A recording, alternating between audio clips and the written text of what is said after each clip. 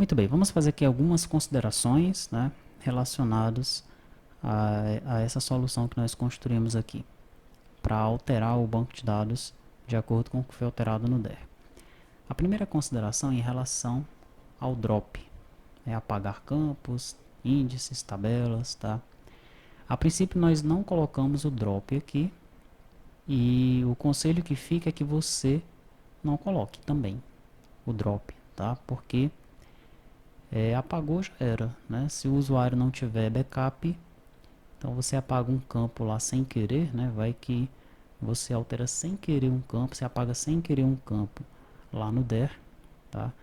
E aí você manda uma atualização para o usuário, e aí ele perde um campo muito importante, não tem backup, então você leva um problema para o usuário e ao mesmo tempo cria um problema para você, né? Imagina uma tabela então, um campo já causa problemas, uma tabela inteira problemas maiores ainda, né? Se você for implementar a questão do drop, é importante colocar alguns mecanismos de controle, né? Se houver um drop ali no script, então tem que existir um alerta para você e de repente um alerta para o usuário também, ó, vai ser apagado um campo, vai ser apagado uma tabela.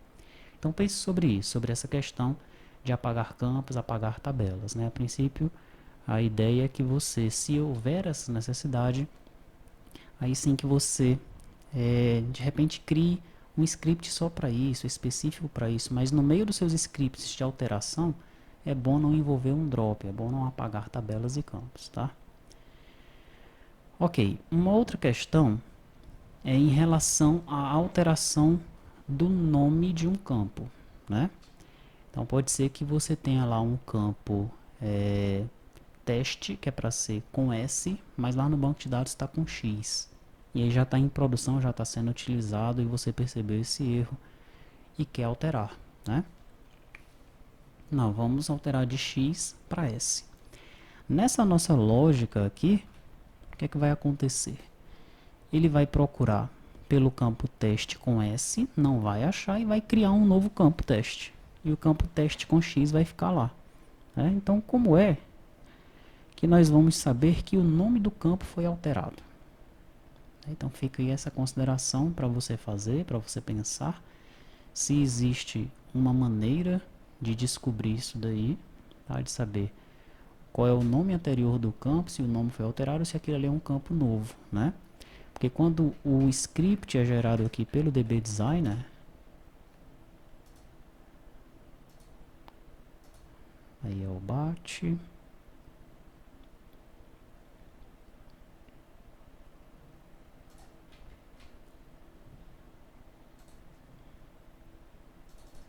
aqui ó, por exemplo, na tabela banco eu tenho um teste varchar, né?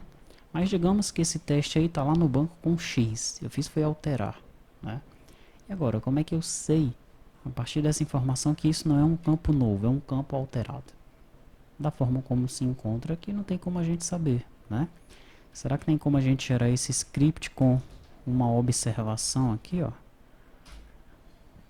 com o nome do campo anterior, e aí a partir disso nós sabemos que essa é uma alteração do nome do campo, tá? Então fica aí para você pensar essa questão e para a gente levantar essa bola lá no EAD, tá? Uma outra consideração é a questão de migrar o código para o servidor, né, o exercício que ficou lá no administrativo, então fica isso daí para você fazer, né? Você pode continuar executando aquele BAT lá, mas o BAT vai estar no servidor, você chama um controller no servidor que executa o BAT, tá?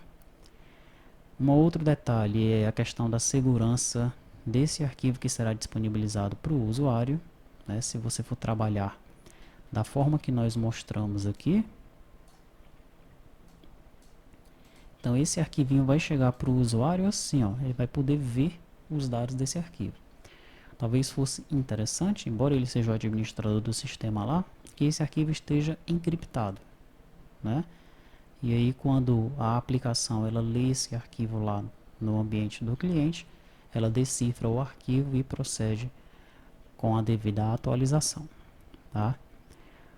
Um outro detalhe é que talvez seja interessante você ter uma tabela de controle de versão do banco de dados, no banco de dados do usuário, né? Onde você grava nessa tabelinha qual é a versão do DER, O meu cliente ali está usando o DER 1.0.0.25, já que aquele outro está usando 1.0.0.31. E a partir dessa informação você pode ter um controle melhor da atualização, tá? Se bem que quando você testar o DER com o banco de dados que está lá, o sistema ele vai saber o que é que tem que ser feito, né? Dentro dessa lógica que nós criamos aqui, ele vai saber quais são os campos que devem ser adicionados e os tamanhos de campos que devem ser alterados, né? Nós estamos limitados por enquanto a isso, tá? Ficou essa questão de alterar o nome do campo para a gente discutir a melhor forma e ficou a questão de criar tabelas, né, como um exercício para você. E por fim, né, talvez uma coisa que você esteja se questionando até agora é que nós implementamos isso no T2T Tools. Quando eu gero esse script aqui, ó, eu estou gerando um script do DER em cima do meu banco de dados, de desenvolvimento. Mas o meu banco de dados de desenvolvimento é igual ao banco de dados de produção do meu cliente? Provavelmente não, né? Então é bem capaz de que na sua solução essa lógica aqui, ó, de gerar esse script não fique no tools, fique no sistema administrativo ou quem sabe no servidor, né? O administrativo chamando um controller do servidor para aí sim gerar todo esse script e no final dele já chamar o BAT. Provavelmente é assim que você vai fazer, né? A não ser que o seu banco de dados sempre seja igual ao banco de dados dos seus usuários. Aí você pode deixar essa lógica aqui no tools. É algo a você pensar, né? Para você pensar, de repente até a gente conversar também lá no EAD. E aí você decide qual é o caminho que você deve seguir. A lógica é a mesma, né? Agora onde é que ela vai ocorrer? É na software house, é no ambiente do usuário, é isso aí que você vai decidir, tá certo? Então ficam essas considerações para você pensar e também para a gente comentar no EAD.